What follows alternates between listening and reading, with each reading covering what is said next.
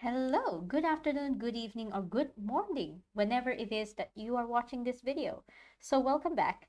This is our first video in our video series for Chapter 2. Now the content of this video is the same as the Google Meet. So if you have already attended the Google Meet this morning, you don't really have to watch this video. But if you were not able to follow the Meet, or if your internet connection was not good and it was breaking up in between, this is a good alternative for you.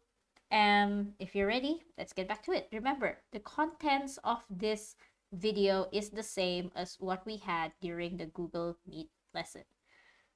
So we are starting with Chapter 2, Cell Structure and Organelles, with me, Miss Delia Roseanne.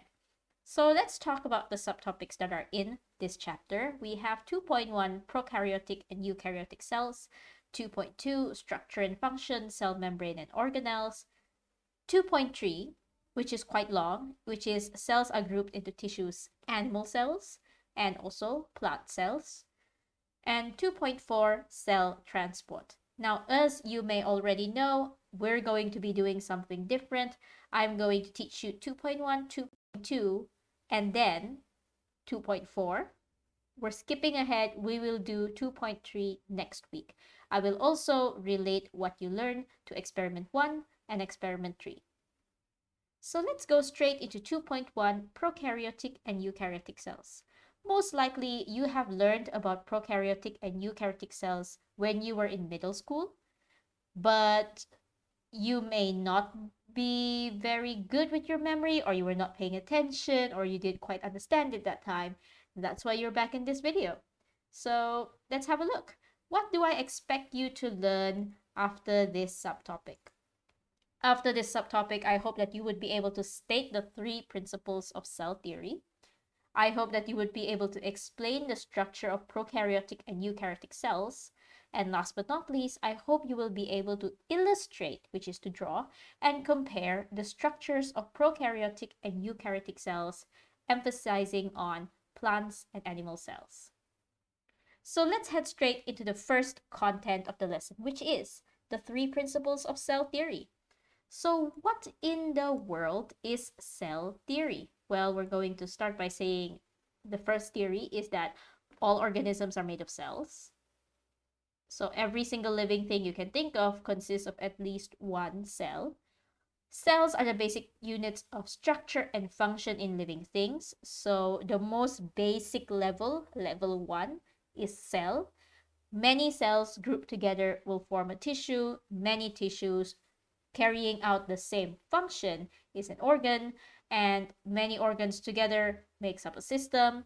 Several different systems exist in one organism. And the third principle of cell theory is that all cells derive from pre-existing cell. So every single cell that you can think of, it doesn't just appear out of thin air. Dia tidak wujud secara ajaib daripada udara. Dia memang dihasilkan daripada sel yang sudah sedia ada sebelum ini. Alright, should be straightforward. And then we're going to go into the 2 types of cells. There are 2 main types of cells that we talk about, which is the prokaryotic cells, bacteria, and the eukaryotic cells, which includes protists, fungi, animals, and also plants. Let's look at each of these types of cells. The first cell type is the prokaryotic cell. The name prokaryote comes from the Greek words pro, which means before, and karyon, nucleus. So these are cells that existed before nucleuses exist. So prokaryotic cells do not have a true nucleus. They have a region where you can find DNA, but that region, kawasan yang kita boleh jumpa DNA dalam bacteria tu, kita tidak panggil sebagai nucleus. We don't call it a nucleus. We call it a nucleoid. Okay, nama dia adalah nucleoid or nucleoid. Examples of this are bacterium, and bacteria are very small in size. So they're usually between 0.5 to 10 micrometers.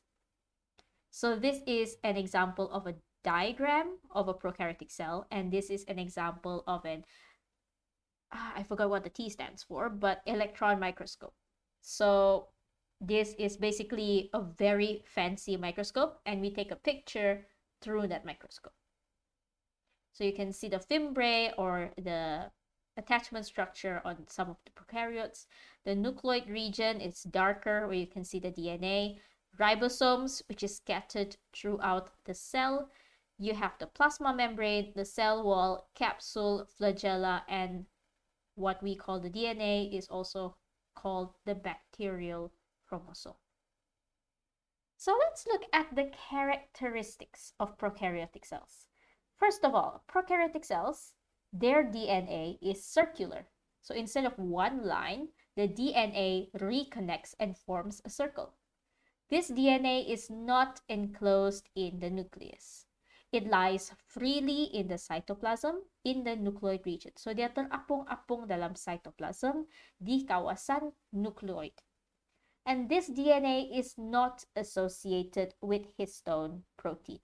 Later, we will talk more about what is a histone protein. Other characteristics of prokaryotic cells is that they have no membrane-bound organelles such as mitochondria or nucleus. Okay, semua organel dia adalah jenis yang terapung, dia tiada jenis yang ada membrane. But it does have ribosomes. The ribosomes that you find in prokaryotic cells are smaller. They are 70s or 70 Svedbergs, which is a unit of measurement. You don't have to memorize the Svedberg. You just need to know it is 70s. It also has another type of DNA called a plasmid, which is a DNA that carries genes that confer advantageous traits, such as antibiotic resistance, and they are important for the survival of the organism. Now, some of you may be confused. Which part is the real DNA? Is it the chromosome or the plasmid? Both of them are the real DNA.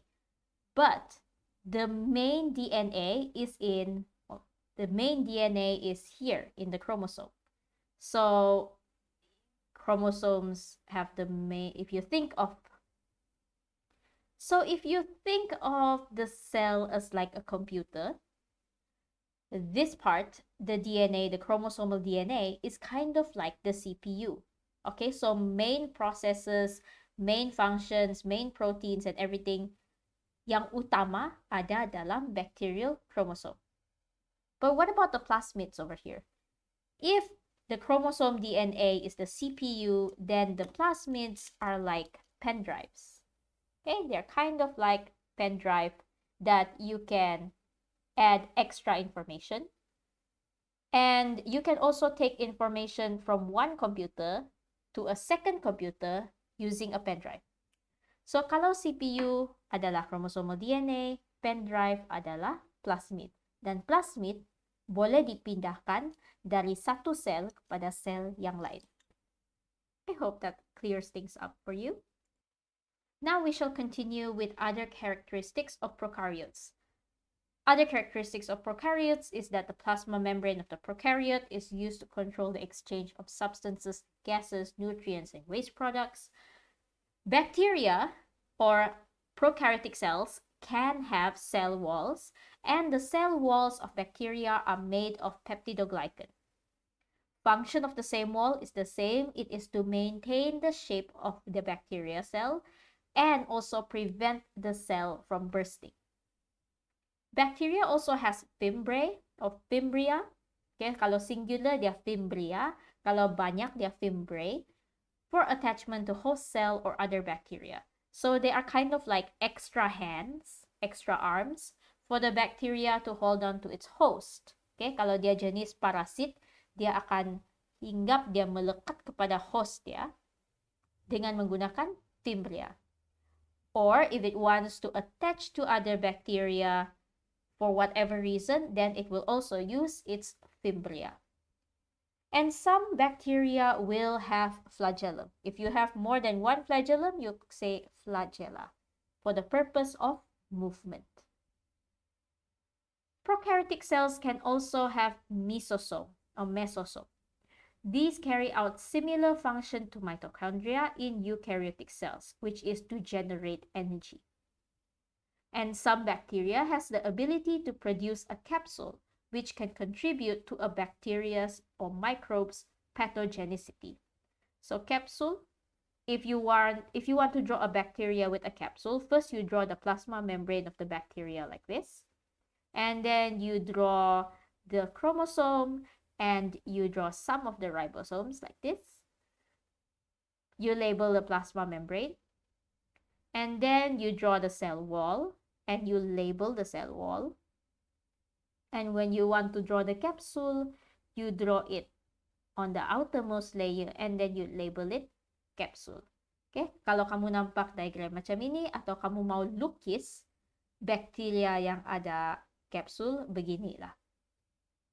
Pathogenicity. Pathogen adalah kuman, virus, apa-apa saja yang membawa penyakit.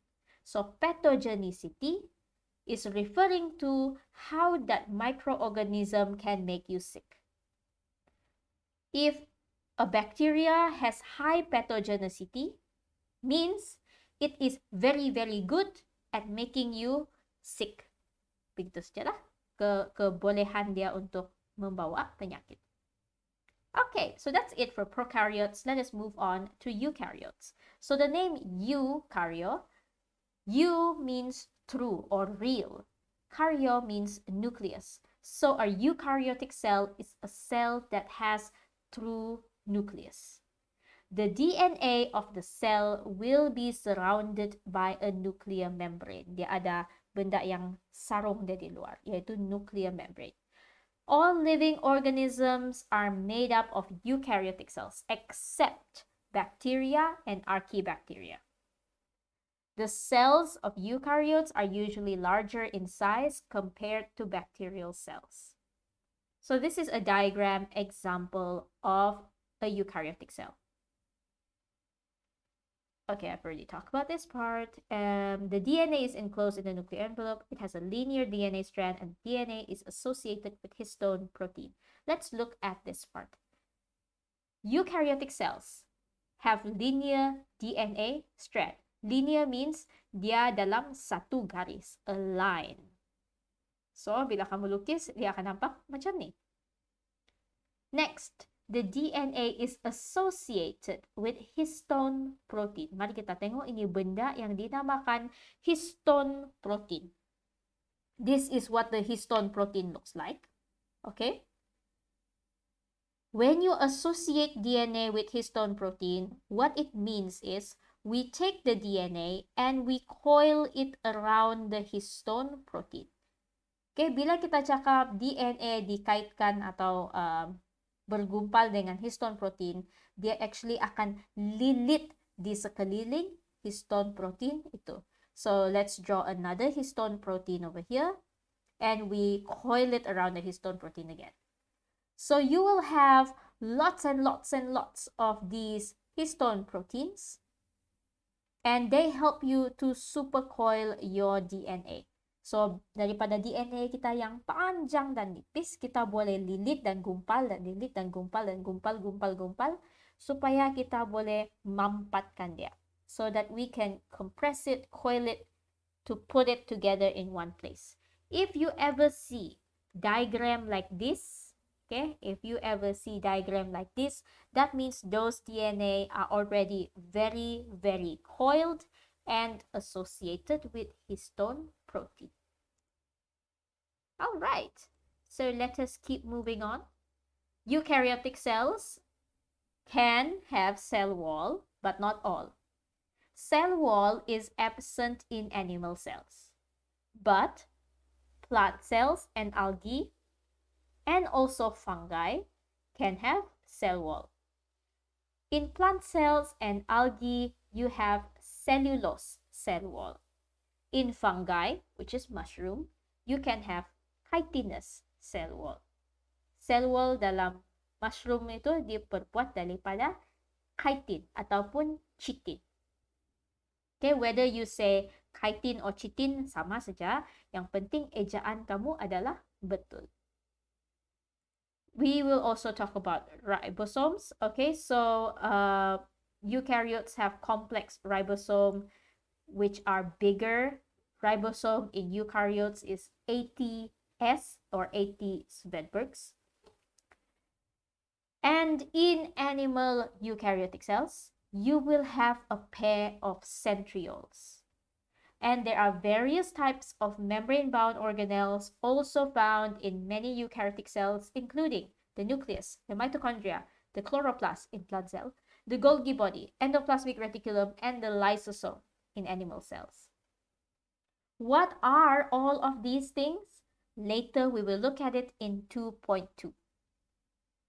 Okay, of course, you can compare between the prokaryotes and eukaryotes. Semestinya masa saya sedang bagi penjelasan pun, kamu sedang cuba membanding bezakan dalam otak kamu. Apa antara persamaan ya? Okay, some of the similarities are they both have cell walls. They can have plasma membrane, they can have DNA, they have ribosome, they have cytoplasm, and they can have flagella. Those are some similarities. But there are more differences than there are similarities. So as you can see in this table over here, you can compare it in terms of the number of cells. You can compare it in terms of the cell size, the nucleus, the genetic material, the organelles, or the cell wall composition. Oh, that's not the only table. Of course, we have another table over here where you can compare between the flagella of prokaryotic and eukaryotic cells. You can compare their method of cell division, their method of genetic recombination, protein synthesis, nitrogen fixation ability, presence of capsule, and examples of organisms. So if you have any questions regarding any of these points, please feel free to ask me. All right, so just a quick summary of what we looked at in 2.1. In 2.1, we talk about the 3 principles of cell theory, which is all organisms are made up of cells. Cells are the basic structure of living things. And number 3, all cells are derived from pre-existing cells. We talked about what is a prokaryote and what is a eukaryote cell. We talked about their characteristics. We talked about their similarities. And we talked about their differences. I will have an exercise for you, but that exercise you can find in video 2.2 or in the Google Classroom, not here. Okay, nanti tengok video 2.2 ataupun tengok di Google Classroom, tengok di chat dalam Telegram, apa exercise saya untuk 2.1. So that is it for 2.1. Thank you for tuning in, and I will catch you again in the next lesson. Bye. Oh, wait. Bye.